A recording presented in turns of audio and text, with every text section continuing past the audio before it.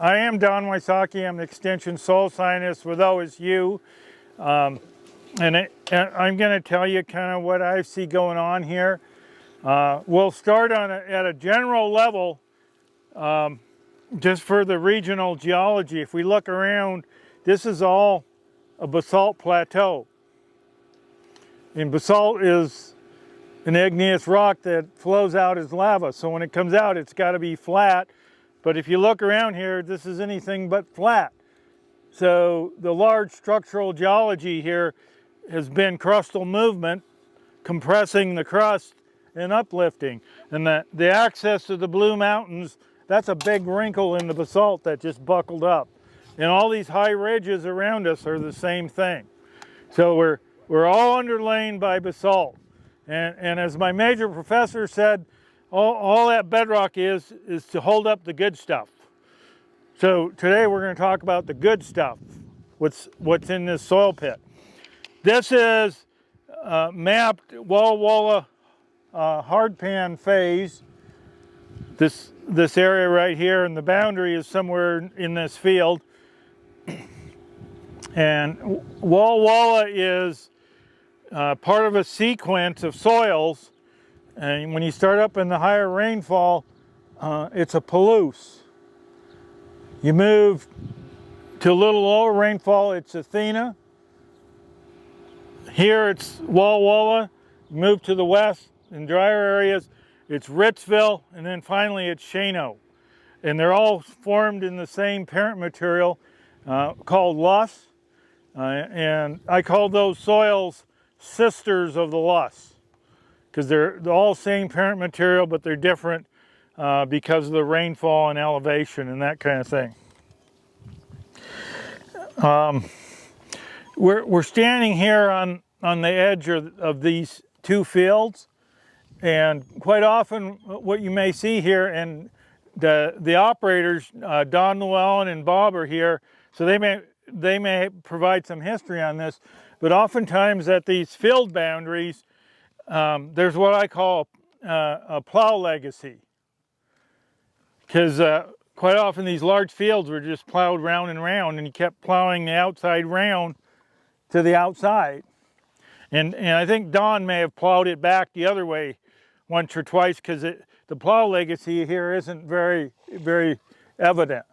But if you see the edge of fields and up toward the outside round, you'll see this kind of rise in the field, and that's a plow legacy. We've gone to direct seeding and a lot less tillage, but that doesn't eliminate the plow legacy because it was moved in the history of the field.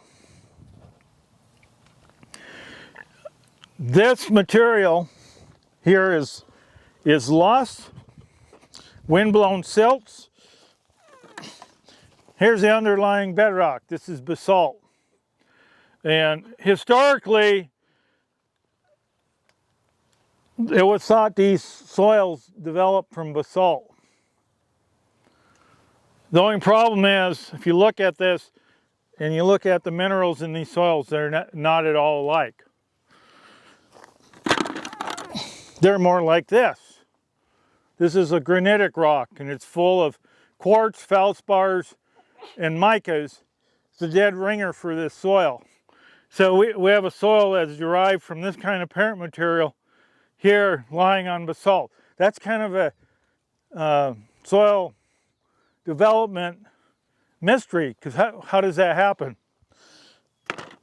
Well, what we have here are windblown silts, and during the Pleistocene, which is the geologic period right before this one, the recent, with glaciation and things going on to the north, there was a lot of water washing out and climate change and that kind of thing.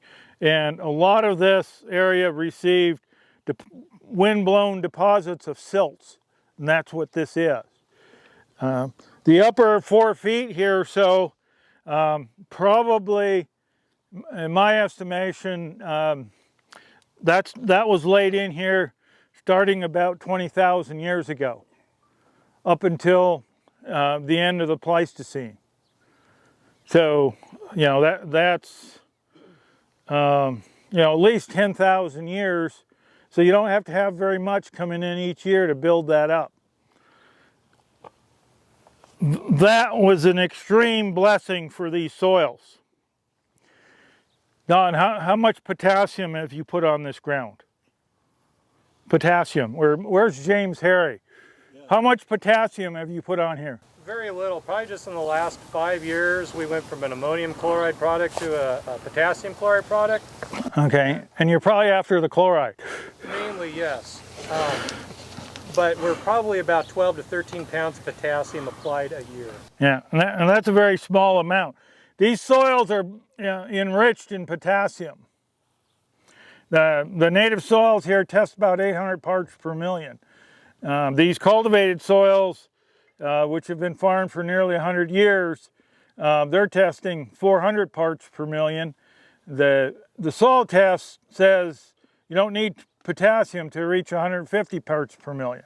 So these are really blessed with potassium. That's what the glaciation and the lust provided for us.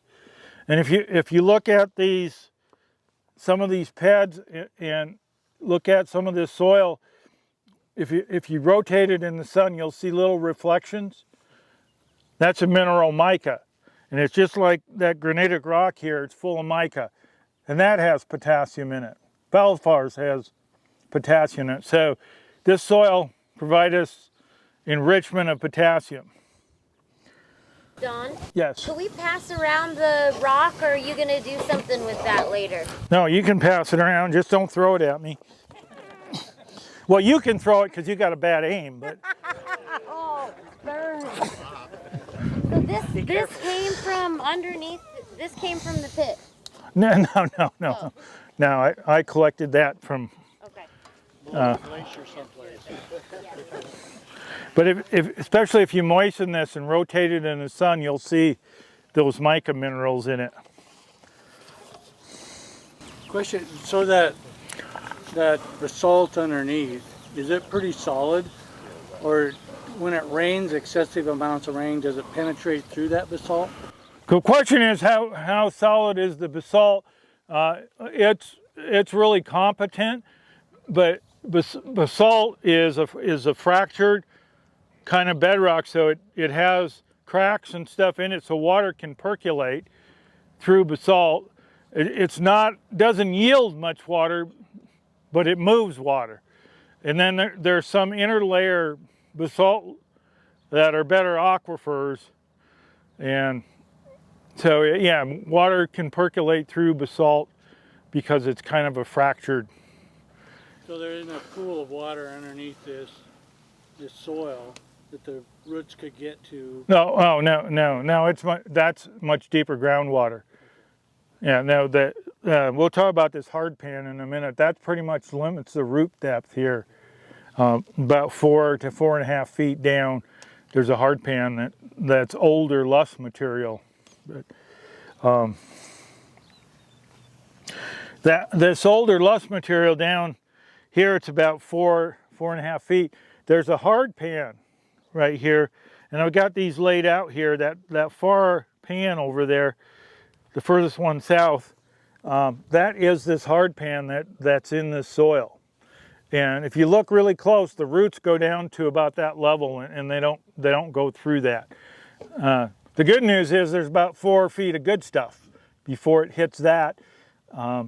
My interpretation is that was the landscape surface before this last unit of lust started coming in. And it was a weathered soil. This modern lust had calcium carbonates in it, and they leached down through there and helped cement that hard pan. So Don, is this the calcareous layer I'm seeing laying? Yes. Yeah.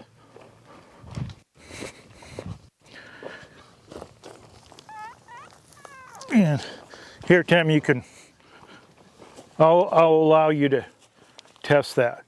This is dilute hydrochloric acid. If it comes intact with calcium carbonates, it effervesces and releases CO2. And I'm guessing there's a fair amount of variance in where that hard pan is, because over the years in soil testing this particular piece of ground, there's a lot of places I can go to 6 feet pretty easy. And then, like you mentioned, right about 4 feet, 4.5, there's spots where here comes the 3-pound hammer.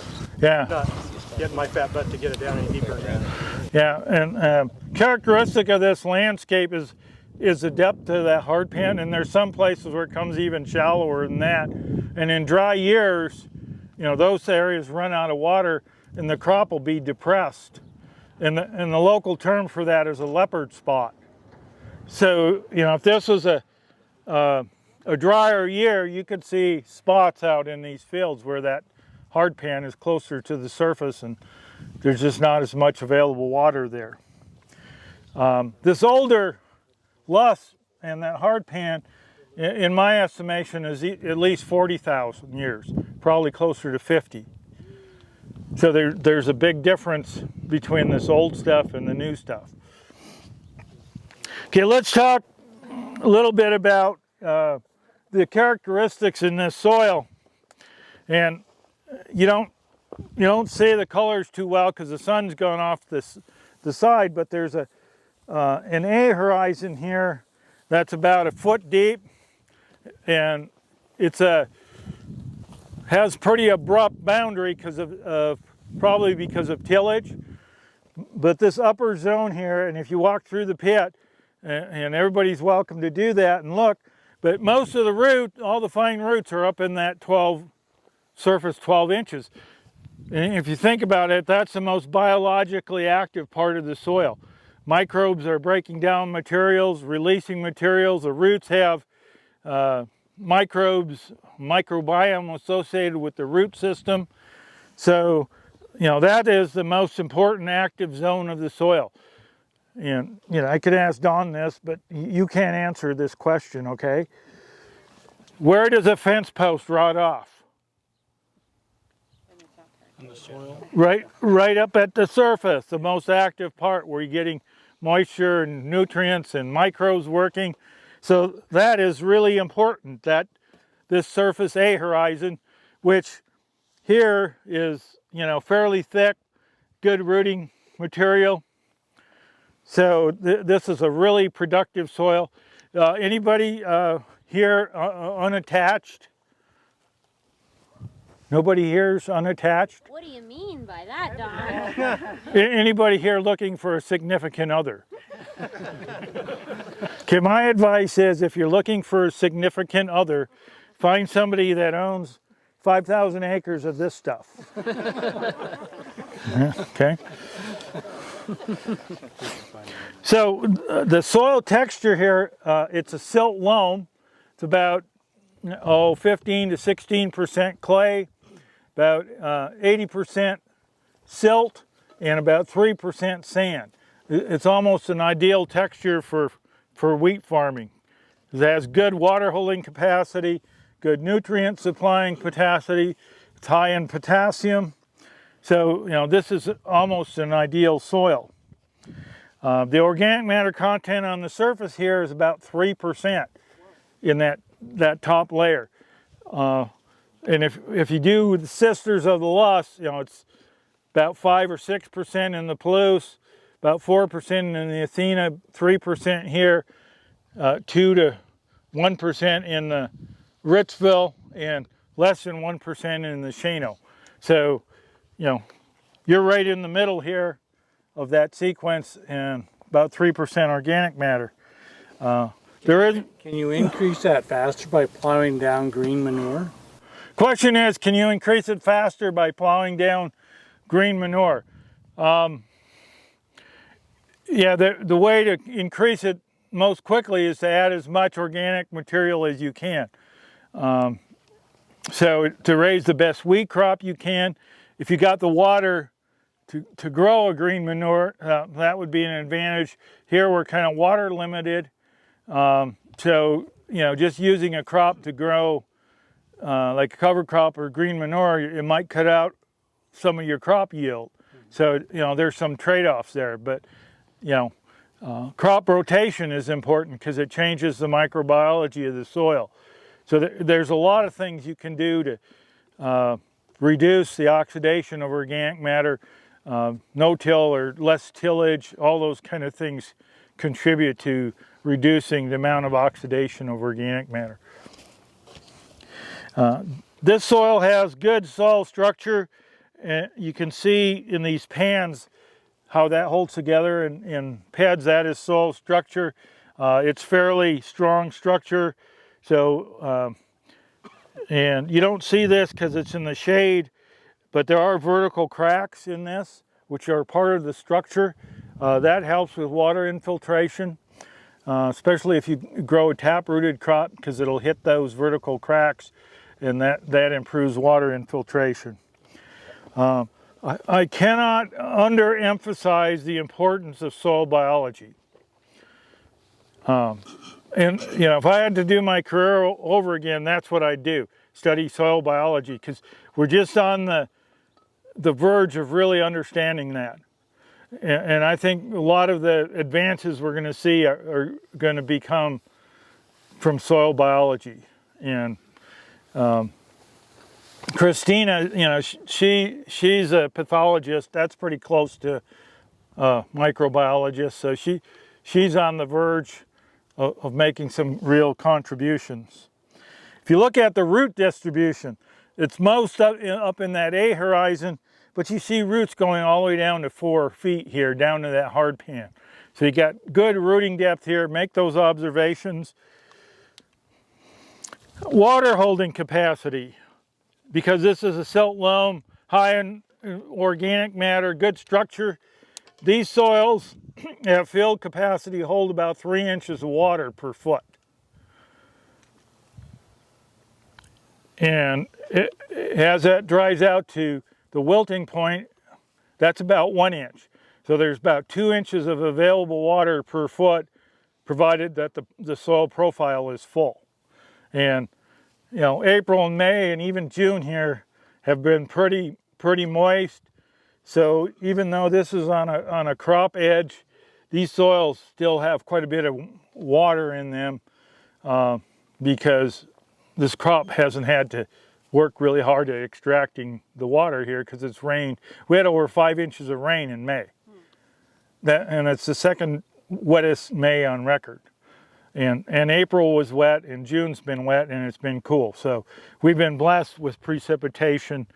And Don, how many times have you seen where we have high prices and high yields?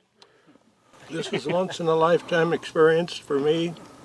And the other thing, which is unusual, last year, for the first time ever, 1 rod weeding before he's planted the wheat crop, or in summer fall.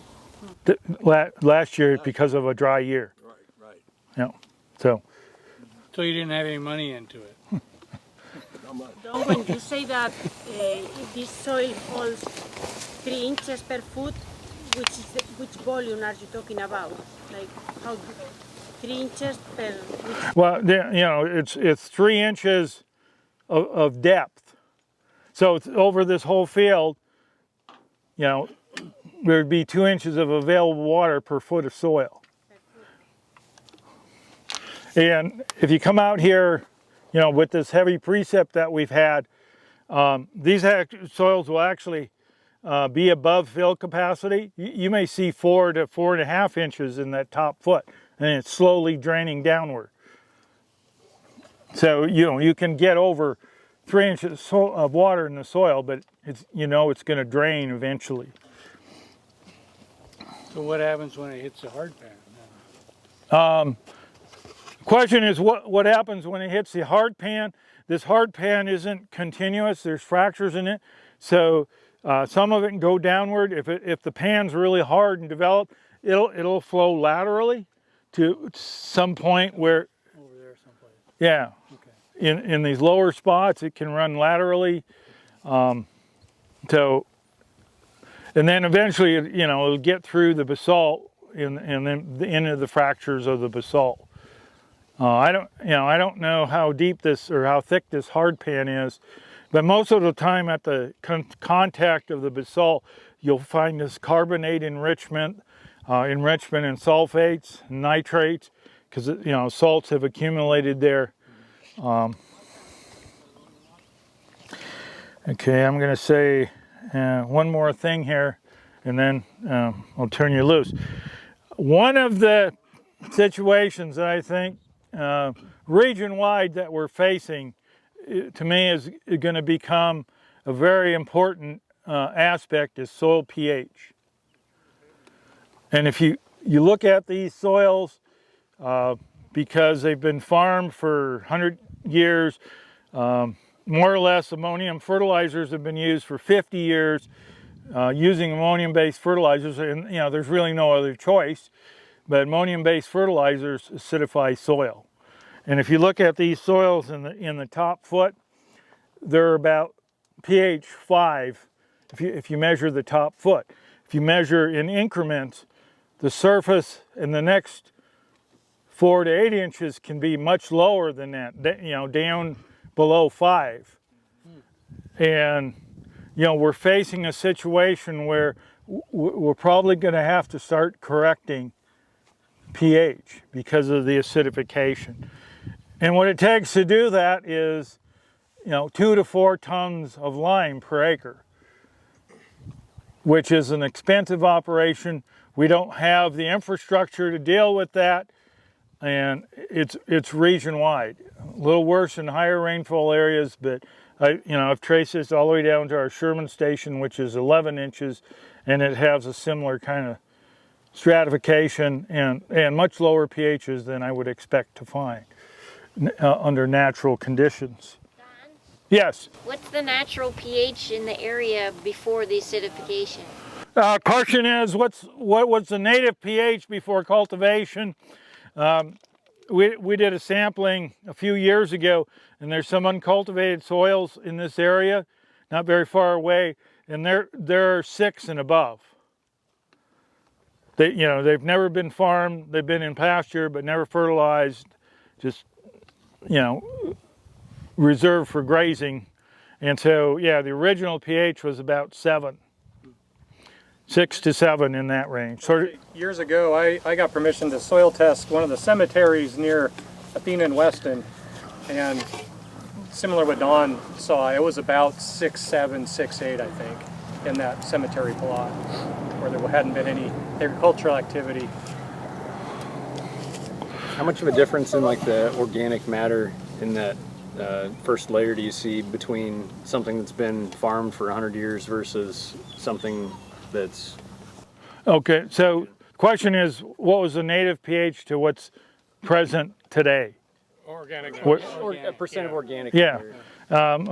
Originally, these were probably 4.5. So, we've oxidized off 1.5%, and the thickness is much less. So, we've lost more than that because this A horizon isn't as thick as it used to be, and it's been mixed in the soil by tillage. So we have a thinner A horizon, lower organic matter content. Do you think application of biochar could be a good solution to improve organic? Question is application of biochar. I think that holds some potential. When anybody mentions biochar, my question back is, how much do you need to apply? What's the cost? And how are you going to do it? So, I think it holds some potential, but there's, the economics and the logistical kind of things. It's sort of like lime. We don't have the materials to do that. Yeah, and my other thought is, if it's biochar, what biochar is organic material that's heated in the absence of oxygen and is pyrolyzed, and what you have is charcoal. Well, if I go up here on the forest and collect a bunch of woody biomass and make charcoal and bring it down here, I'm enriching this soil, but am I robbing it from that soil? The strategy was, for example, in case when you have huge waste, horticultural waste could be a good source. We have some experience this, but also the quality of biochars. It depends on these resources. I agree with you that there is a cost behind. So But anyway, it remains for some places where there is some horticultural waste that could be a good issue to solve even the problem of this waste. At the same time, to improve soil organic material and also for water retention. Yes, I totally agree with you. There's probably a place for biochar. It's a way to sequester carbon because it's pretty much inactive carbon. So, you know, if we want to sequester carbon, that's one way of doing it. To me, there's some potential for biochar. I don't see it being used widely on this wheatland because it's too extensive. And when I talk to different manufacturers and advocates of biochar, I hear a price from $50 a ton to $2,000 a ton. You're not going to put on too many tons at $2,000.